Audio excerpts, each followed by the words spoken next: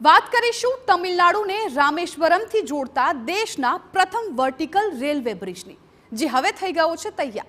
આ માત્ર 2 કિલોમીટર લાંબો નવો પમ્બન બ્રિજ છે, જે સમુદ્ર પર બનાવવામાં આવ્યો છે। હાલમાં જ આ બ્રિજ પર ટ્રેનનું સફળતાપૂર્વક ટ્રાયલ કરવામાં આવ્યું। સૌપ્રથમ આપને એ વિડિયો બતાવીએ।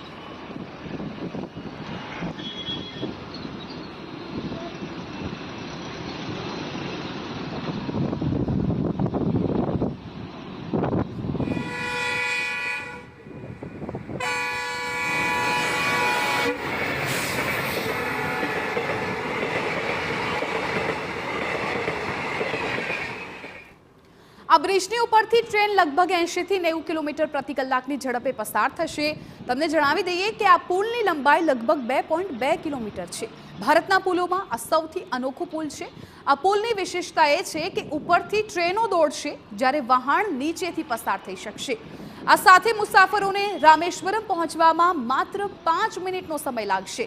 જો તમે 15મી ડિસેમ્બર પછી તમિલનાડુના રામેશ્વરમ ધામની મુસાફરી કરો છો, તો તમે માત્ર 5 મિનિટમાં ટ્રેન દ્વારા મંડપમથી પમ્બન આઇલેન્ડ પહોંચી શકો છો। મંડપમ અને પમ્બનને સમુદ્ર સાથે જોડતો 2.2 કિલોમીટર લાંબો પુલ પૂર્ણ થઈ ગયો છે। આ બ્રિજ 1914માં બનેલા જૂના પમ્બન બ્રિજની બાજુમાં બનાવવામાં આવ્યો।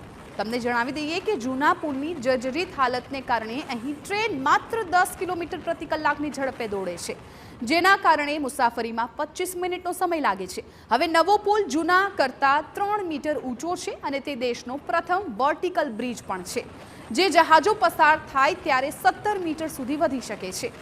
આ બ્રિજ ખુલતાની સાથે જ 22 મહિનાથી બંધ રહેલ રામેશ્વરમ સુધીની ટ્રેન સેવા ફરી શરૂ થઈ જશે।